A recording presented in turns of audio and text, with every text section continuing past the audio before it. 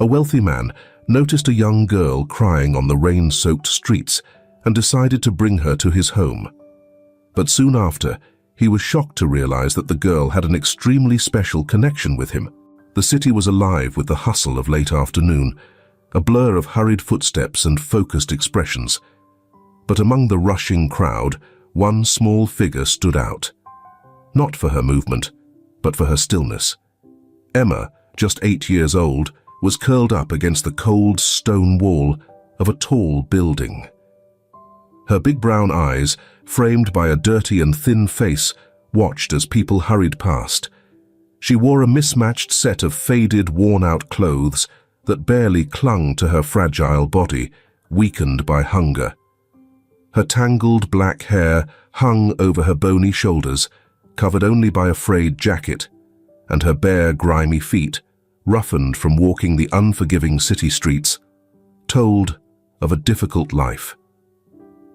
Why doesn't anyone see me? She wondered, sadness far beyond her years weighing in her thoughts. Do they even notice me, or am I just another part of the sidewalk? Holding a piece of stale bread close to her chest, her only food for the day gifted by a kind lady earlier, she hesitated to eat it. Her stomach rumbled, but something held her back.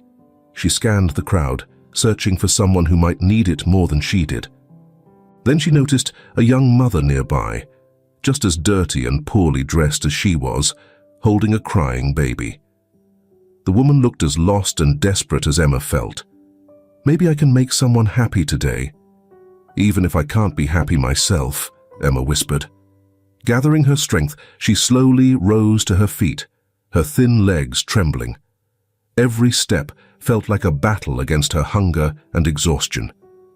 People walked past her, not sparing her a second glance, as if she were invisible. Eventually, she reached the woman who looked at her with surprise and uncertainty.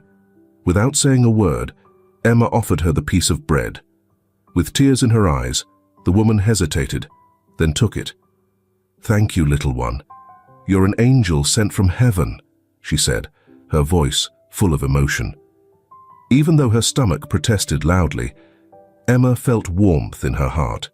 She watched as the mother broke the bread to feed the baby, who instantly stopped crying. For a moment, Emma forgot her hunger, finding joy in the small act of helping someone else. Even if people ignore me, I can still make a difference, she thought, a faint smile appearing on her face. I want to be a light, even in the darkness. Mom always said to be kind, no matter what. Thinking of her mother sent a wave of longing through her. It had been 3 months since her mother passed away, 3 long months of surviving on the harsh streets. Each day felt like a battle against hunger, the cold, and overwhelming loneliness. As if matching her emotions, the sky turned dark, heavy clouds gathering overhead. Thunder rumbled, and Emma flinched. People around her picked up their pace, trying to find shelter from the coming storm. "Oh no, where will I go?" Emma whispered as the rain began to fall, first in light drops, then turning into a heavy downpour. She ran, her bare feet slipping on the wet pavement, desperately seeking cover. But every doorway was locked and every entry blocked. People rushed past, leaving her alone as the street emptied. "Please, can anyone help me?" Emma cried out, her voice barely audible above the rain. "I don't want to be alone in the storm. Is there anywhere I can stay until it stops?" But her cries went unanswered, drowned out by the downpour and the indifference of the city. She huddled in a small alcove, her tears mixing with the rain as she tried to shield herself from the cold. "Mom, why did you leave me?" she sobbed softly. "Why am I alone in this huge, scary world?" Her clothes were soaked through, offering no warmth as she shivered uncontrollably. Her teeth chattered as she hugged herself, trying to find some warmth. At that moment, as the storm raged on, the city felt even more unfriendly than before. The bustling streets that had ignored her earlier now seemed even colder and harsher. She closed her eyes, trying to remember the warmth of her mother's hug, the safety of a home that now only lived in her memories. But little did Emma know that this stormy night would change everything. In the midst of darkness, a light was about to shine, setting her on a new path. On the rain-drenched avenue, a sleek car slowly drove through the storm, its headlights cutting through the heavy rain. Behind the wheel was Alexander, a man with kind eyes and the sharp look of someone used to making big decisions. He scanned the street more out of habit than intention. Suddenly, he noticed something.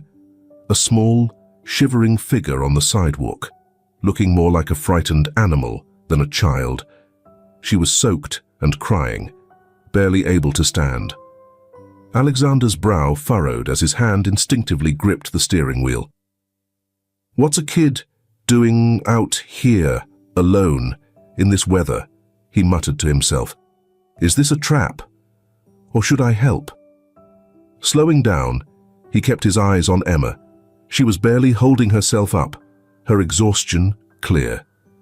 When she looked up, their eyes met through the windshield. For a moment, time seemed to freeze. Alexander felt a chill run down his spine. There was something in that gaze, something hauntingly familiar. "My God," Alexander gasped, his voice trembling. "Those eyes... they remind me of someone. But who? How is that possible?"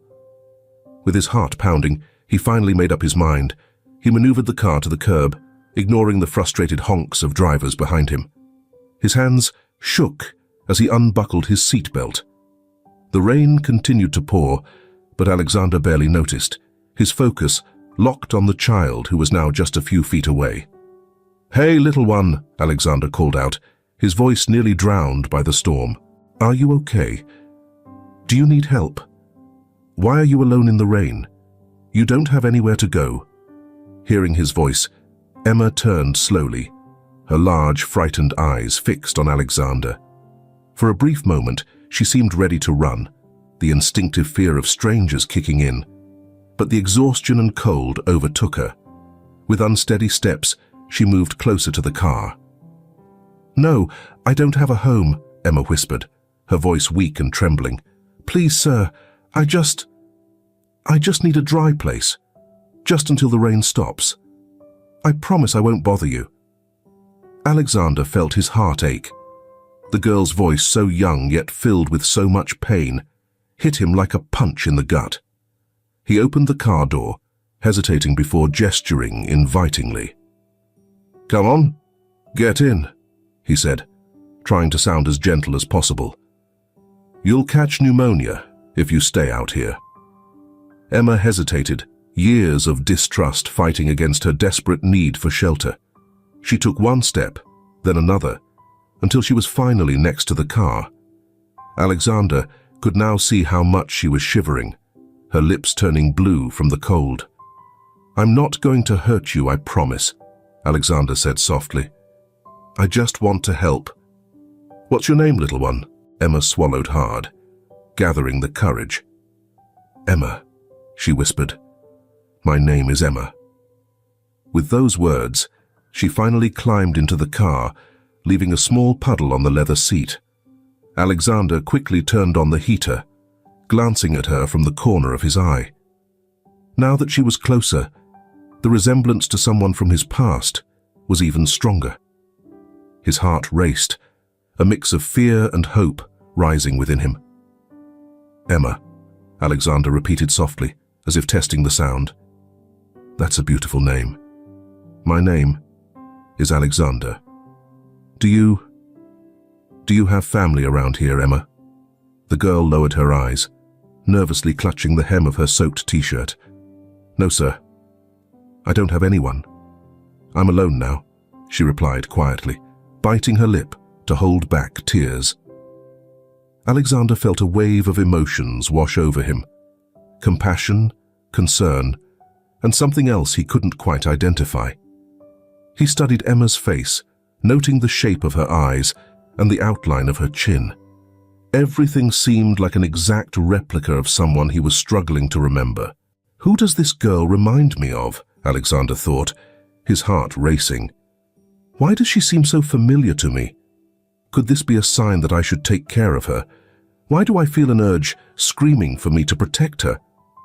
But even as these thoughts flooded his mind, a voice of caution whispered, "What if I'm just imagining things?" Alexander shook his head, trying to clear his thoughts. He turned to Emma, who continued to shiver despite the heater blasting. His eyes fell on her soaked clothes, dripping hair, and lips still tinged with blue from the cold. Moving quickly, he grabbed a soft blanket from the back seat and handed it to Emma. "Here, little one, wrap yourself in this," he said gently. "It'll help you warm up faster." Emma hesitated before taking the blanket, wrapping it around herself like a protective cocoon. "Thank you, sir." "You're very kind," she mumbled, her voice still shaking. "You're someone special. Most people wouldn't care about me." Alexander gave a soft smile, a wave of protectiveness washing over him. He started the car, the windshield wipers working furiously against the relentless rain. "Well, Emma, you don't need to thank me. I think we should get out of here. You must be hungry. How about getting something to eat?" "Are you hungry?" Emma's eyes widened, a mixture of hope and wariness flashing in them. I don't want to bother you, sir. You've already done so much by getting me out of the rain," she replied nervously, biting her lip. Alexander shook his head firmly. "It's no bother at all. You need to eat, and living on the streets must be tough." As he navigated through the rain-soaked streets, he kept glancing at Emma. She seemed to relax a bit, the warmth of the car and the security of the blanket working their magic. He cleared his throat, trying to start a conversation. "So, Emma, you said you're alone. How long have you been, well, on the streets?" Emma shrank into the seat, her fingers clutching the edge of the blanket. It's been 3 months, I think," she said softly. "Since my mom—" Her voice broke, and she swallowed hard before continuing. "Since my mom was gone." Alexander's heart tightened at her words. He gripped the steering wheel, fighting the urge to pull over and hug her. I'm so sorry, Emma. That must have been very hard for you," he said gently. Emma only nodded, silent tears streaming down her cheeks. "My mum was all I had. She always said that one day she would finally tell me who my father was, but—" Emma's voice trailed off, her words fading into silence. Emma's voice choked with emotion, and Alexander felt his heart skip a beat. "Your father? You don't know him?" he asked gently. Emma shook her head. "Mum said he didn't know about me, that he left the country before he knew she was pregnant." Alexander's heart sank as he listened to the girl's sad story. He was about to ask more when his cell phone rang, cutting through the tension in the car. He glanced at the caller ID. His sister Catherine's name flashed on the screen. "It's my sister.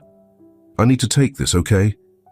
He explained to Emma, who looked at him curiously before nodding, shrinking further into the seat.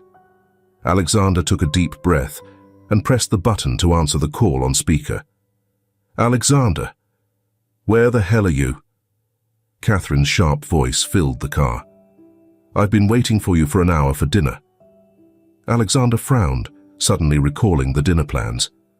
"Sorry, Catherine, I had an unexpected situation," he responded, casting a glance at Emma. "An unexpected situation? What kind of unexpected situation is more important than having dinner with your only sister?" Catherine's voice was filled with irritation. Alexander hesitated, unsure of how to explain.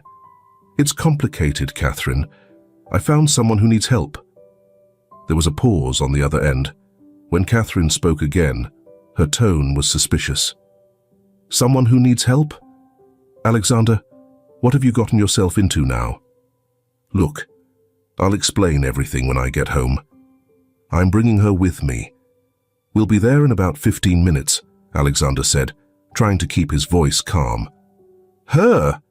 Alexander, you better have a good explanation for this," Catherine warned, before hanging up. Alexander sighed and turned to Emma with an apologetic smile. "That was my sister, Catherine. She can be a bit intense sometimes. But don't worry, everything will be fine." Emma nodded, though Alexander could see the anxiety returning to her eyes. He reached out and gently patted her hand. "Hey, it's okay. I promise I won't let anything bad happen to you." As they pulled up to the large mansion, Emma's eyes widened in awe. "Is this where you live?" she whispered, her voice filled with wonder. Alexander nodded, a small smile tugging at his lips. "Yes, this is home. Come on, let's get you inside and into some dry clothes." As they approached the front door, it swung open abruptly, revealing Catherine. She was elegantly dressed for dinner, her face set in irritation that quickly shifted to shock when she saw Emma. "Alexander, what is the meaning of this?" Catherine hissed, her eyes flashing with anger. "Who is this? This child?" she demanded, her voice dripping with disdain as she glanced at Emma. Alexander instinctively placed a protective hand on Emma's shoulder. "Catherine, this is Emma. I found her on the street, alone in the rain. She needs our help." Catherine crossed her arms, blocking the doorway. "Have you lost your mind? You can't just bring a beggar into the house. What if she steals something? What if it's all part of some scheme?" Emma shrank back, tears welling up in her eyes. Alexander felt a surge of anger rise in his chest. "Enough, Catherine. Emma is a frightened, alone child. She's staying even if it's just for tonight. Now please, let us in." Reluctantly, Catherine stepped aside, allowing Alexander and Emma to enter. As they walked into the warmth of the house, Alexander couldn't shake the feeling that his life was about to change dramatically. Little did he know just how right he was. The interior of the mansion was even more impressive than its exterior, with a grand entrance hall and a marble staircase. Emma's eyes widened in amazement as Alexander gently guided her inside. Catherine followed closely behind, her disapproving glare never wavering. Emma's eyes scanned the walls, which were adorned with paintings and photographs, until something caught her attention. It was a large framed photograph of a graduating class. Dozens of smiling faces stared back at the camera, all dressed in caps and gowns. But one face in particular made Emma's heart race. In the center of the photo, beaming brightly, was a young woman who looked strikingly familiar. Emma's breath quickened. She looked so much like Mom, she thought, just younger, maybe a teenager. It must be a coincidence. But as she studied the photo closer, she noticed something that made her blood run cold. There, pinned to the woman's gown, was a brooch, identical to the one Emma carried in her pocket. She instinctively reached into her pocket, feeling the familiar shape of the brooch her mother had given her. Her mind swirled with questions. How is this possible? Who is this woman? Why does she have a brooch just like Mom's? Alexander noticed Emma's focus on the photograph. "Ah, that's my college graduation class. Good times back then," he commented casually, unaware of the emotional turmoil Emma was feeling. Emma just nodded, unable to find her voice. She wanted to ask about the woman in the photo, but something held her back. An instinct told her to keep her questions to herself, to not reveal too much too soon. "Come on, Emma, let's find you some dry clothes." Alexander's voice snapped her back to reality. He gently guided her away from the photograph and toward the stairs.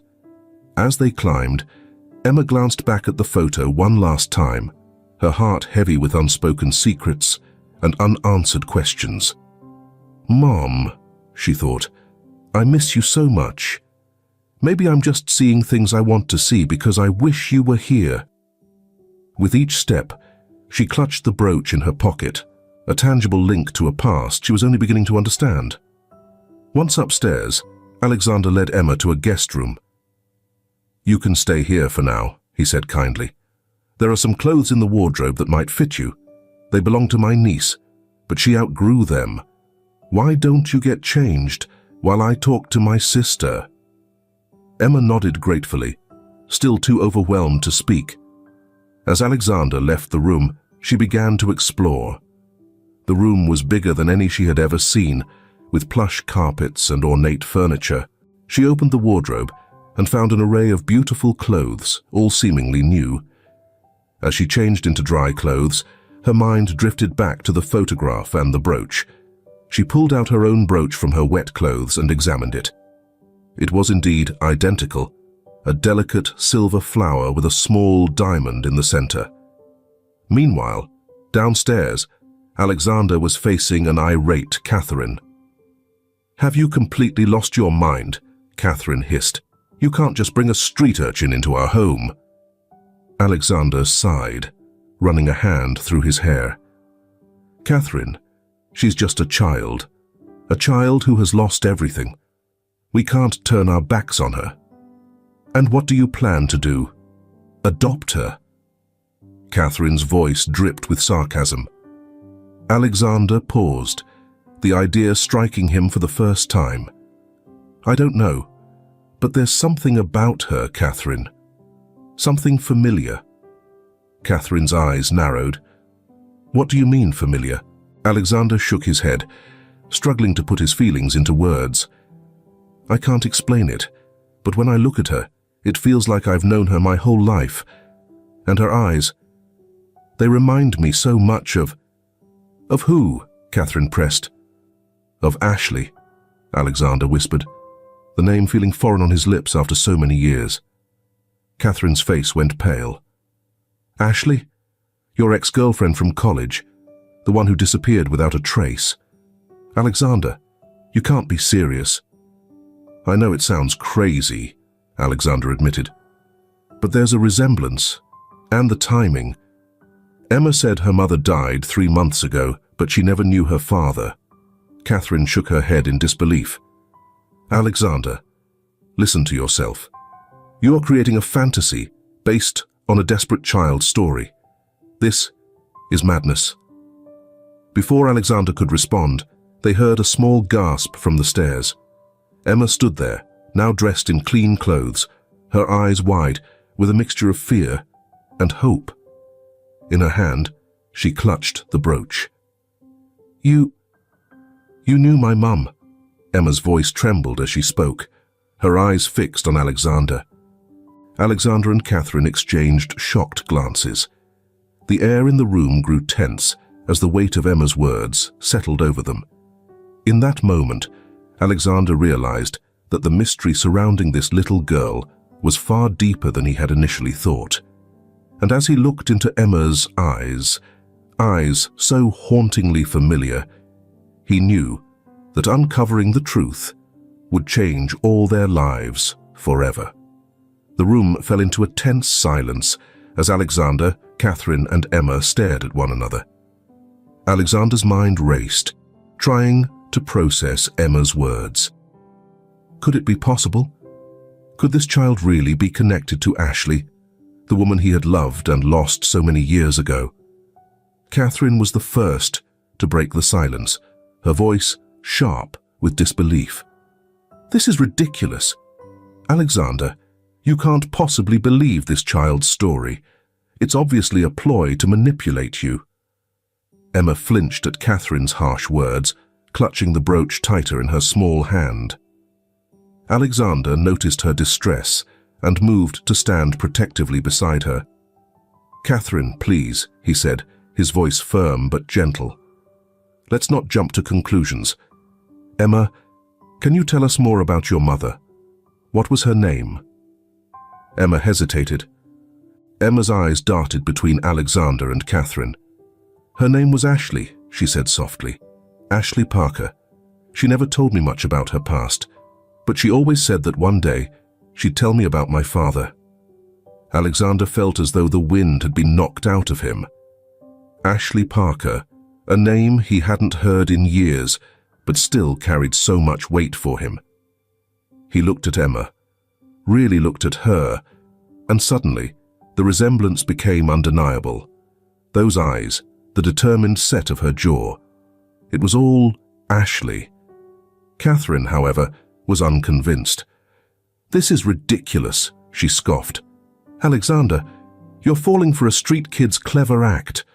How do we know she didn't overhear us talking about Ashley? Or maybe she saw her name somewhere in the house." "Catherine, enough," Alexander said, his voice firm. "Emma is staying here, at least for now.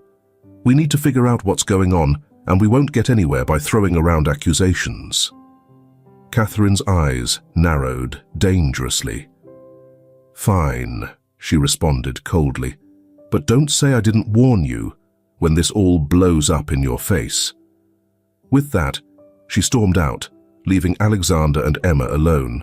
Alexander knelt down to Emma's level, his heart aching at the fear and uncertainty in her eyes. "Emma, I'm so sorry about that. My sister. She can be difficult sometimes. But I promise you, you're safe here. We'll figure this out together. Okay?" Emma nodded, a small smile breaking through her worry. "Thank you, Mr. Alexander. You're very kind." As the days went by, Alexander grew increasingly attached to Emma. He was amazed by her resilience, her gentle nature, and the moments of humor that would occasionally emerge from her otherwise reserved demeanor. However, the stronger Alexander's bond with Emma became, the more Catherine's resentment grew. She watched as Alexander showered Emma with attention, taking her shopping for clothes, helping her with schoolwork, and even talking about enrolling her in a private school. With each passing day, her anger and jealousy only deepened. One evening, while Emma was asleep, Catherine confronted Alexander in his study. "This has gone on long enough, Alexander," she hissed. "You're being taken for a fool. That girl is not Ashley's daughter, and she's certainly not yours. She's a con artist, plain and simple." Alexander sighed, rubbing his temples. "Catherine, we've been over this. The resemblance is undeniable. And the brooch—" "The brooch proves nothing," Catherine interrupted. "For all we know, she could have stolen it. Have you even thought about getting a DNA test?" Alexander hesitated. The idea had crossed his mind, but a part of him feared the truth. What if Emma wasn't his daughter? What if the connection he felt was just wishful thinking? Sensing his hesitation, Catherine pressed on. "If you won't do it, I will. I'm not going to sit back and watch you ruin everything for a street kid's lies." With that, Catherine stormed out of the study, leaving Alexander alone with his thoughts. But what Alexander didn't realize was that Catherine's plans were more drastic than a simple DNA test. The next morning, while Alexander was at work and Emma was engrossed in a book in the library, Catherine made a phone call. "Yes. Is this Child Protective Services? I'd like to report a case of potential child exploitation." Catherine's plan was simple, but potentially devastating. She intended to paint Alexander as an unhinged man who had taken in a child off the streets without following proper legal channels. She would insinuate that he might be grooming Emma for harmful purposes. It was a harsh lie, but Catherine believed she was protecting her brother and their family's name. As she hung up the phone, a pang of guilt shot through her. Am I really doing the right thing?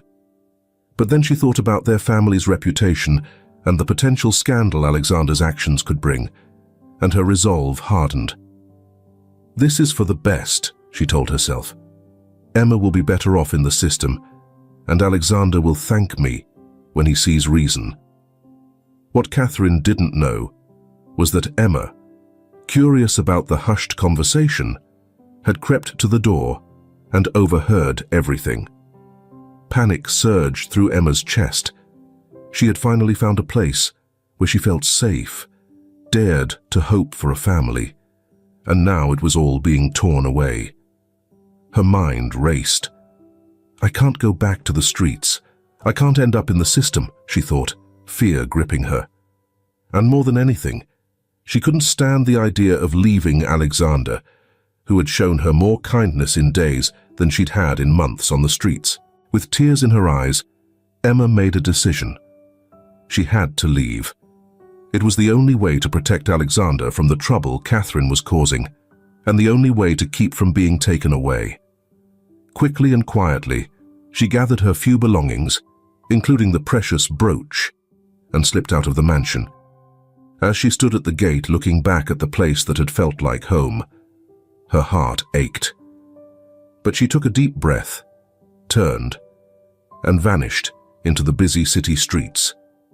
She was alone again, but she carried with her the memory of Alexander's kindness and the hope that somewhere out there, her father might be waiting for her.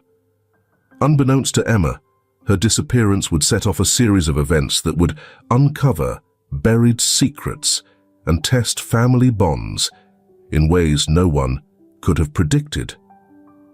As night fell, the mansion was in chaos. Alexander had returned home to find Emma missing, and the staff were searching every room. Alexander's voice shook with fear as he called the police. Meanwhile, Catherine watched, a mix of guilt and self-righteousness warring within her. She hadn't intended for Emma to run away. She had only wanted the girl removed through proper channels. Seeing her brother's distress, she began to doubt her actions.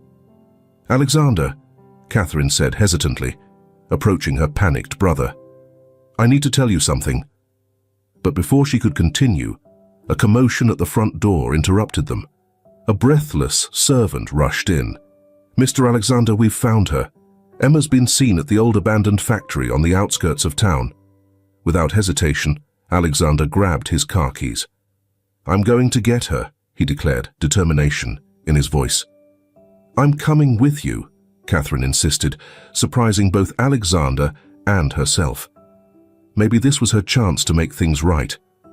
As they sped towards the factory, they didn't notice the small electrical fire beginning to smolder in the kitchen, a fire sparked by a faulty wire and fueled by the chaos of the evening. Meanwhile, in the rundown factory, Emma huddled in a corner, cold, scared, and already regretting her decision to run. The building creaked ominously, and shadows danced in the moonlight streaming through broken windows. Suddenly, she heard the sound of a car approaching. Peering out, she recognized Alexander's car pulling up, and her heart leapt with a mix of relief and fear. She longed to run to him to feel safe in his arms again. But the memory of Catherine's phone call held Emma back. As Alexander and Catherine entered the factory, calling her name, Emma pulled further into the shadows. She could hear the desperation in Alexander's voice, and the genuine concern made her second-guess her decision to run. Emma, please, where are you? It's okay, you're not in trouble. We just want you to come home. Alexander's voice echoed through the empty space. Torn between her fear and the longing for the safety Alexander represented, Emma stayed hidden, tears streaming silently down her face. Unbeknownst to them, back at the mansion, the small kitchen fire had turned into a massive blaze. The old wooden structure of the house fueled the flames, which spread rapidly. By the time the fire was noticed and the alarm raised, much of the lower floor was already consumed. At the factory, Alexander and Catherine's search was interrupted by the sharp ring of Alexander's cell phone. He answered, his expression turning pale as he listened to the frantic voice on the other end. The mansion's on fire, he said to Catherine, his voice hollow with shock. We need to go back now.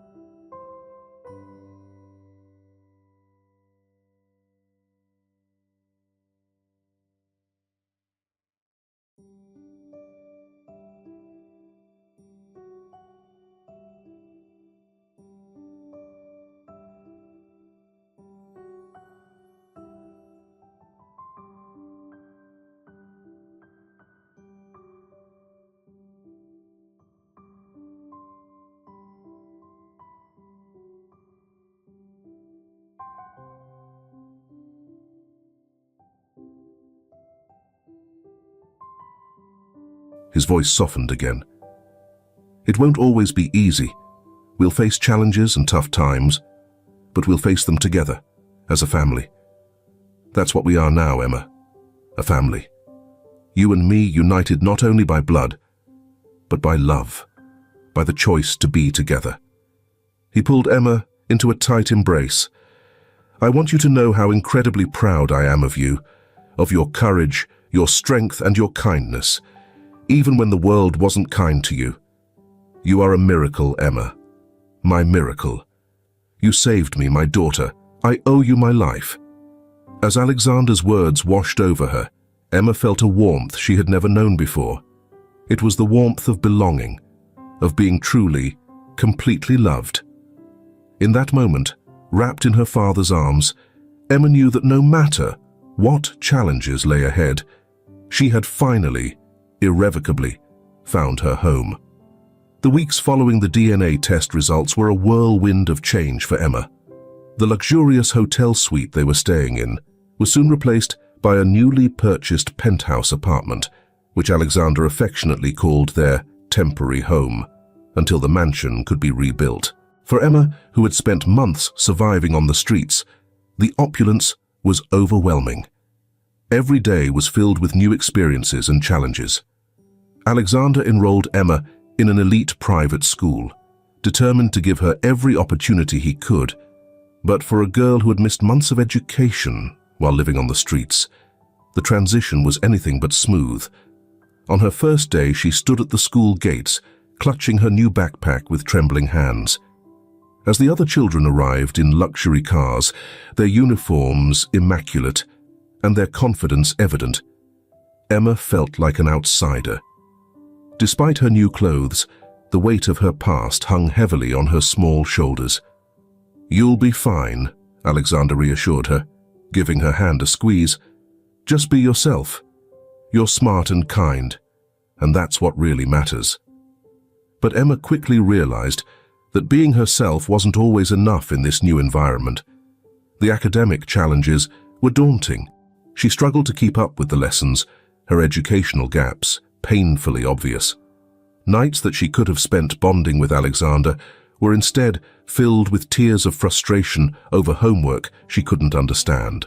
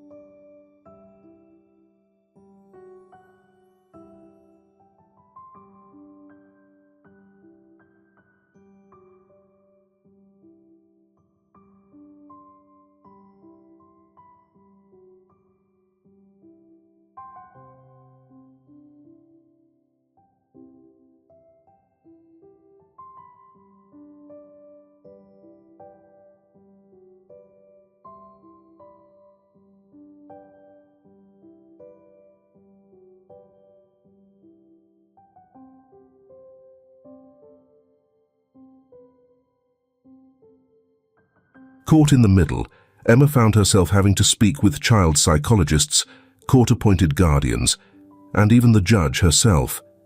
Each time, she insisted that she wanted to stay with Alexander, but the court seemed determined to prioritize biological ties.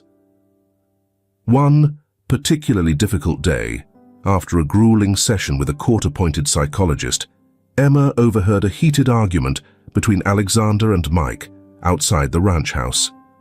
"She's my daughter, Alexander," Mike's voice carried on the wind. "I missed out on 8 years of her life. I'm not missing any more." "And whose fault is that?" Alexander retorted, his voice tight with anger. "Where were you when she was alone on the streets?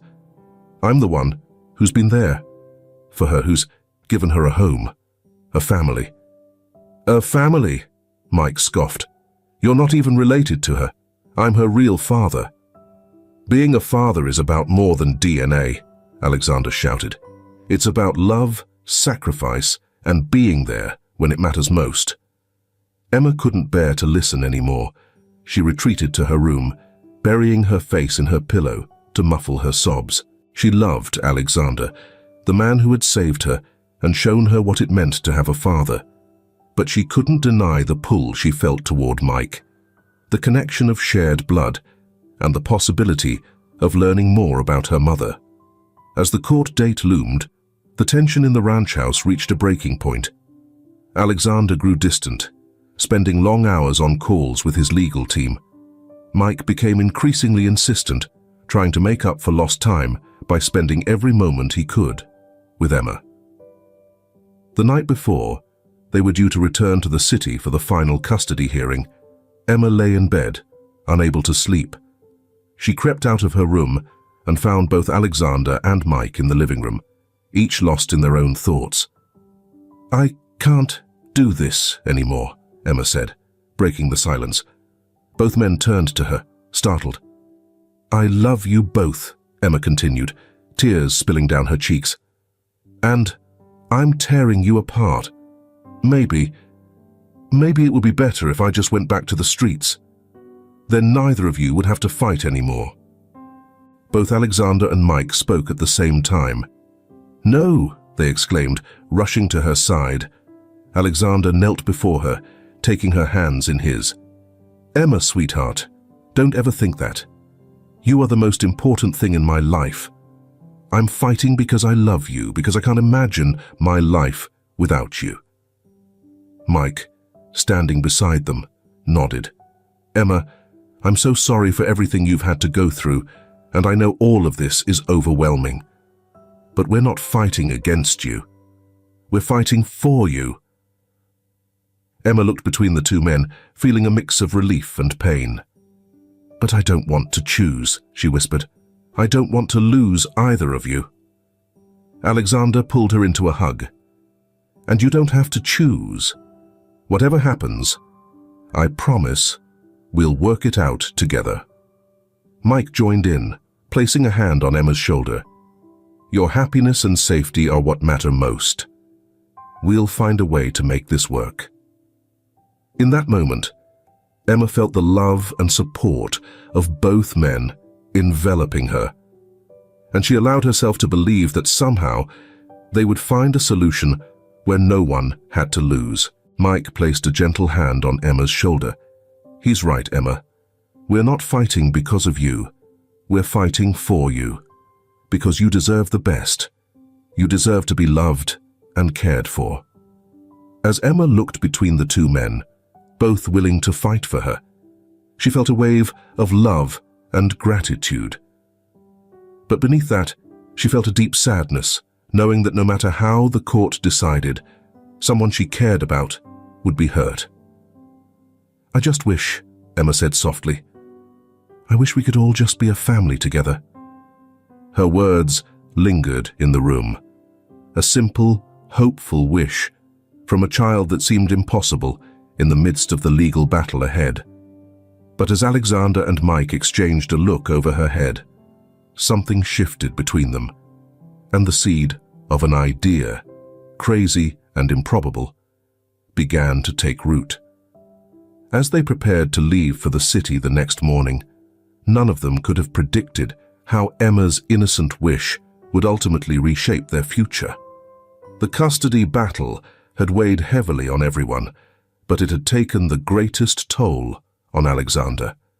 As they returned to the city for the final hearing, Emma noticed her adoptive father looked paler than usual, with dark circles beneath his eyes. She assumed it was due to stress and sleepless nights, but the truth was far more serious. On the morning of the hearing, as they got ready to leave for the courthouse, Alexander suddenly collapsed in the kitchen. Emma's scream brought Mike running, and within minutes they were speeding to the hospital instead of the courthouse. The next few hours blurred together. White corridors, murmured conversations, and terrifying medical terminology. Finally, a doctor emerged from the emergency room to speak with them. "Mr. Hawthorne has suffered a minor heart attack," the doctor explained gently. "We've stabilized him, but we're concerned about the underlying cause. We've detected a heart condition that will require immediate attention and possibly surgery." Emma felt as if the floor had fallen out from under her. She turned to Mike, her eyes wide and filled with fear. "What's going to happen now?" she whispered. Mike, putting aside all other concerns, pulled Emma into a comforting embrace. "We'll get through this, Emma. Alexander is strong. He'll fight this." The custody hearing was postponed indefinitely as Alexander's health took priority. Emma refused to leave the hospital, setting up camp in the waiting room and sneaking into Alexander's room whenever the nurses allowed it. One evening, as she sat by his bedside, holding his hand and watching the steady rise and fall of his chest, he stirred and opened his eyes. "Emma," he said, his voice weak but full of love. "My brave girl." Emma's eyes welled up with tears. "Dad," she choked out, "I was so scared. Please don't leave me." Alexander squeezed her hand with all the strength he could muster. "I'm not going anywhere, sweetheart. I promise." Emma felt the weight lift from her chest, but fear still gripped her. "You need to get better, Dad. We have so much more to do together." Alexander gave her a small, tired smile. "I plan to, Emma. I plan to be there for everything. Your school plays, your birthdays, everything. We're not done making memories yet." Emma leaned down, hugging him as tightly as she could without hurting him. "I love you, Dad," she whispered. "And I love you, Emma," Alexander said, his voice barely above a whisper, but full of warmth.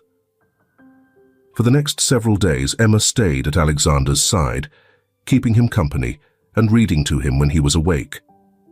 Mike, despite their custody battle, was always nearby, offering support and making sure Emma had everything she needed. In those moments, the legal fight seemed to dissolve, and the three of them formed a united front, focused solely on Alexander's recovery. One afternoon, Mike joined Emma at Alexander's bedside, his expression serious but kind. "I've been thinking," he said, his eyes meeting hers. "What you said about us all being a family, I think there's a way we can make that happen."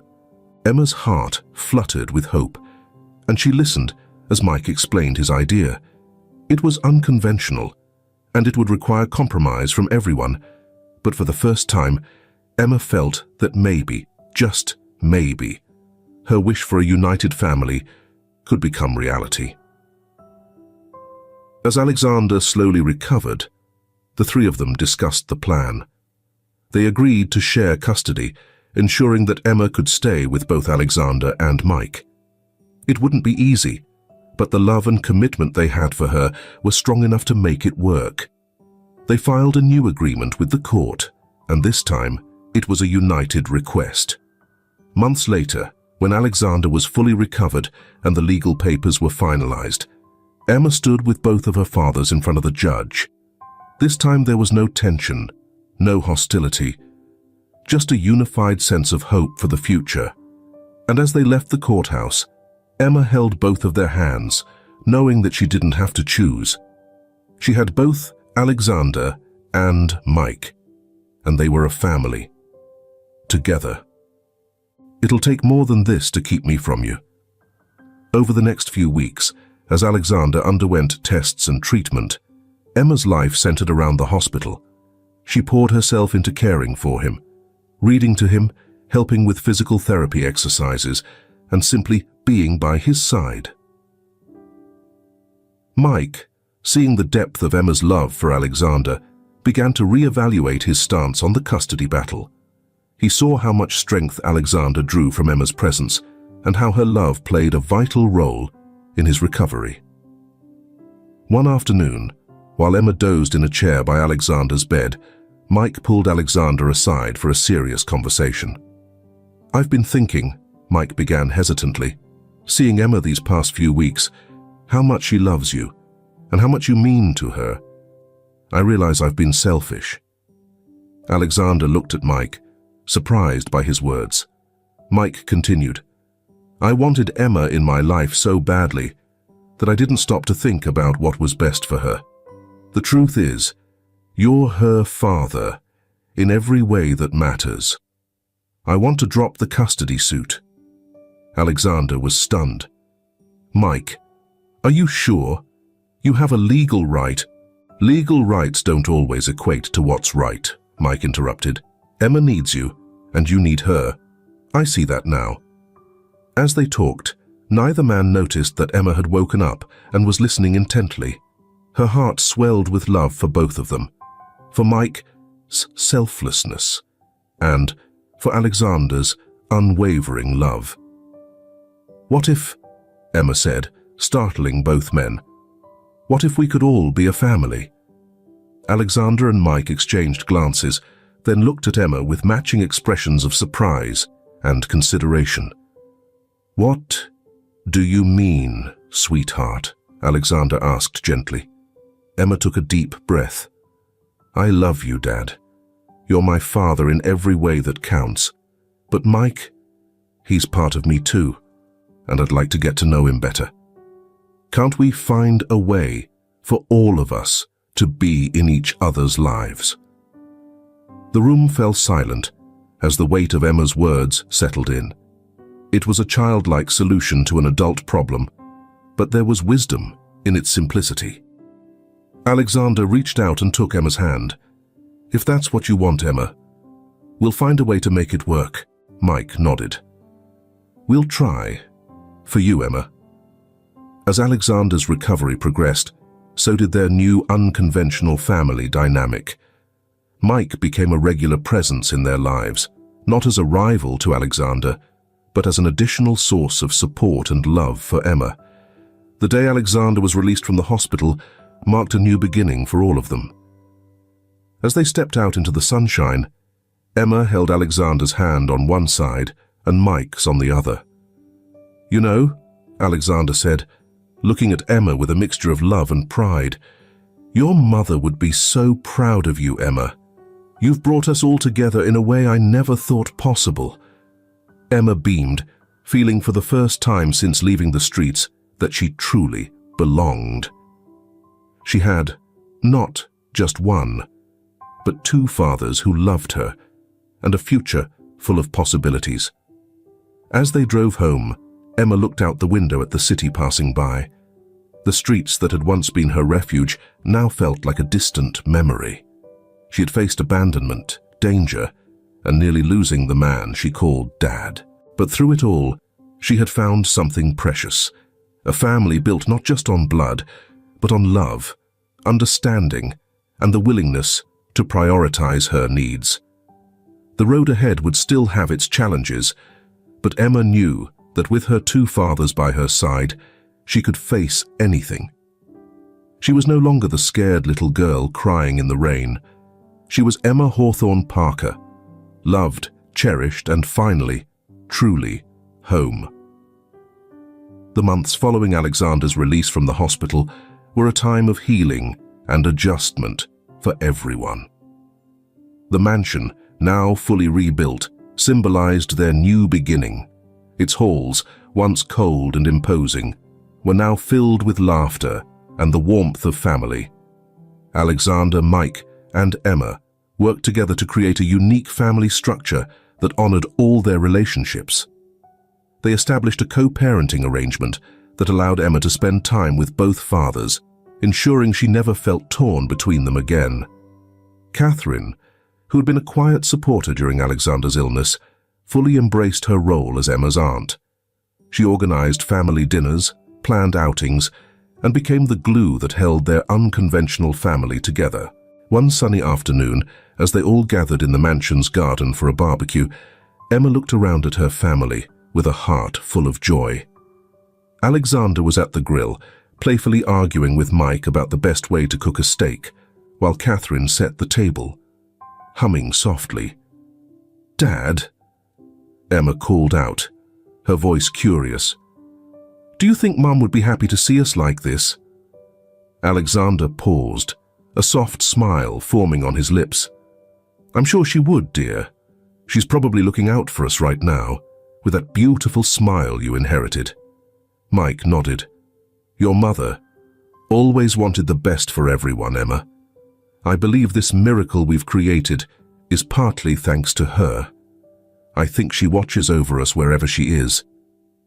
Emma ran to hug both her fathers, burying her face between them. "I miss her, but I'm so happy to have both of you and Aunt Catherine now," she murmured. Catherine joined the embrace, her eyes bright with unshed tears. "And we're so happy to have you, Emma. You've brought so much light into our lives." As they sat down to eat, Alexander raised his glass. "To family," he said, his voice thick with emotion. "Not just the one we're born into, but the one we choose and build together." "To family," everyone echoed, clinking their glasses. As the afternoon wore on, filled with laughter, shared stories, and the warmth of familial love, Emma felt a peace she had never known.